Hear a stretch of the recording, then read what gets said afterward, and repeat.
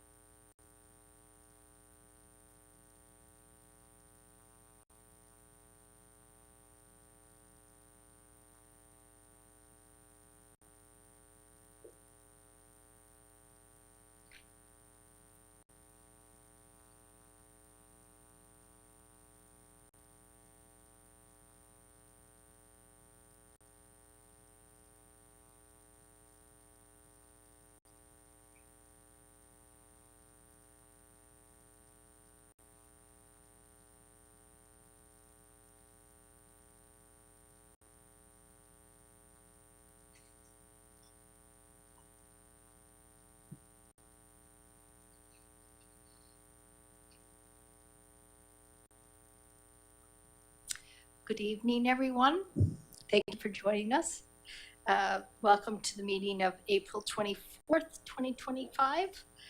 Before we begin, I just want to acknowledge that we acknowledge the Coast Salish people, specifically the Shiano First Nation in whose territory the district is built, and our neighbors, the Suk and the First Nations, are making decisions, as we are, for the betterment of their community. And so we wish them well in making good decisions, financial decisions, as we're making tonight. Okay, Council, we have an agenda before you. I just want to amend it to include public participation on number 4. And so reports for action will be 5 and adjournment will be 6. With that, I'll take a motion to adopt the agenda as amended. So moved. Moved by Councillor Gray, seconded by Councillor Donaldson. All in favor? Opposed? Carried. Councillor Epp is not with us this evening. She's on assignment. Then we've got presentations. I'd like to invite Miss Lenora Lee from KPMG, reporting out on the District of Metchosin draft consolidated financial statements year ending December 31st, 2024. Welcome, Ms. Lee. Nice to see you again. Thanks for having me in the meeting tonight. I just wanted to provide some information around the audit process as well as our overall audit status. KPMG has substantially completed the audit of the district's financial statements, and we've met with council to discuss our findings and our audit results. We have prepared a clean and unqualified audit opinion, which indicates that there's no material misstatements in the financial statements. There's no outstanding matters that remain unresolved at this point in time. The next steps are acceptance of the financial statements by council, and at that time we'll be ready to release our final audit report. The financial statements are referred to as consolidated in that it also includes the 7.2% ownership of the district of West Shore Parks and Recreation Centre Society. As at December 31st, 2024, financial assets of the district were 26.7 million and capital assets were 35.6 million. There was an increase year over year in financial assets, mostly due to a surplus that was recognized during the course of the year. On the total liabilities front, those were 5 million this year compared to 4 million last year. primarily due to more invoices owing at the end of the year and some additional grants that were received in 2024 and remain in deferred revenue until eligible expenses are incurred in future years. Some of those grants relate to, for example, the Climate Action Grant, where the province prepaid 3 years of grants in 2024.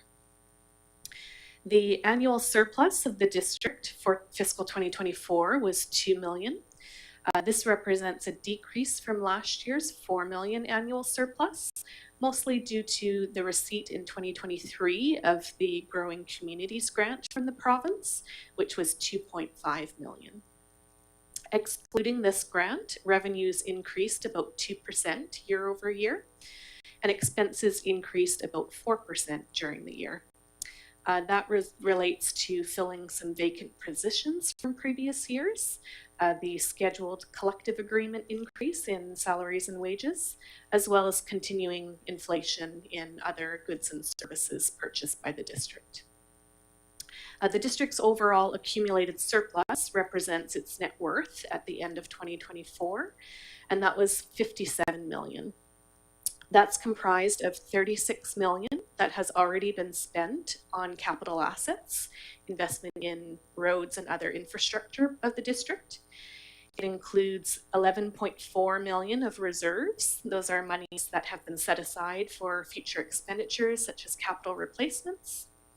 There's $7.7 million that has been restricted from operating service for purposes such as policing phase-in, recreation, as well as the unspent monies from the Growing Communities Grant and COVID-19. And lastly, $2.7 million of unrestricted operating surplus. That represents about 33% of annual expenses, which in general is a financially healthy position to be in, to adapt to any unexpected expenses that may arise or have some contingency in place for unexpected events or growth in the future. Those were the highlights of the financial statements that I wanted to touch on. Lastly, just wanted to give a big thanks to management for all of the assistance provided in the audit process. We really appreciated the opportunity to work with a new management team, as well as those that we work with annually, and a really clean process this year. So happy to address any questions. Thank you very much. Thank you for your report. Council, do we have any comments or questions on the report from Ms. Lee? Go ahead. Nothing specific, just thanks to Lenora for the work and to staff for the work that they've done over the year. Much appreciated. Councillor Shukin online, do you have any comments or questions? I don't, thank you very much. Okay. But just to pass on to Ms. Lee for her diligence and to staff as well for being on top of their game. So, thank you. That's great. Anybody else? No, I concur. Always appreciate a thorough report. So thank you for the report, and as you noted, that this is a clean and unqualified audit. Could you just explain that in a couple of sentences for our participants? Sure. At the conclusion of our audit, we're required to comment on the overall accuracy of the financial statements.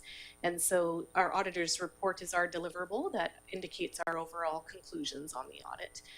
Being clean and unqualified means that we have not identified any material errors in these financial statements. And materiality is a professional judgment area as to what could be the amount of error that could change the decisions of those that are using these financial statements for budget comparisons, for future budget establishment, for evaluating reserves, etc. So a clean and unqualified opinion is the optimal outcome that you would like for your audit, and it indicates that there's no uncorrected audit differences that we've noted that exceed quantitative or qualitative materiality. Okay. And then the other question that I have or comment is our new CFO determined that we needed new computer accounting software to carry us through. And I'm wondering if you can comment on the new software and how important that is. Sure. We had some introduction to it this year, and we really like what it's showing so far. We see the benefits in terms of real-time reporting, that the financial statements, once approved, will be coordinated and synchronized with the financial system. And as a result, at any point in time in the future, it doesn't always need to be in April of each year. You could request financial results in March or every 6 months or every 9 months, and they would present the same as these audited financial statements. So I think increased timeliness as well as increased reliability of the figures throughout the year will be great benefit to council. Okay. That's great. Any other comments, council? No. Any comments from staff? No. Well, we thoroughly appreciate your audit and your staff coming to work with our staff as well. I have heard good things about your staff as well, so thank you. Thanks. Okay.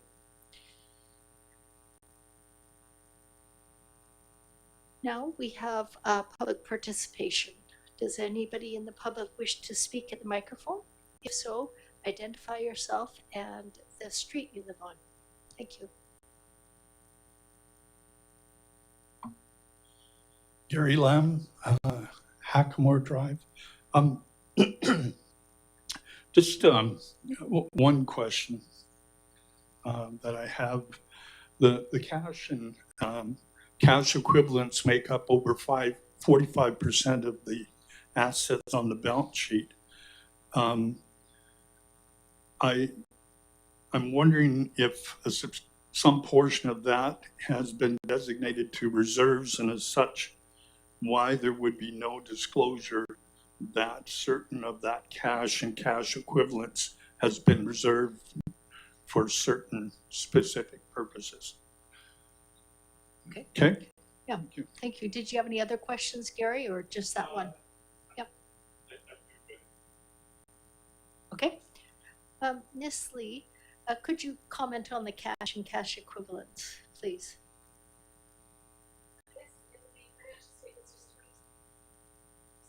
26 million noted as cash and cash equivalents.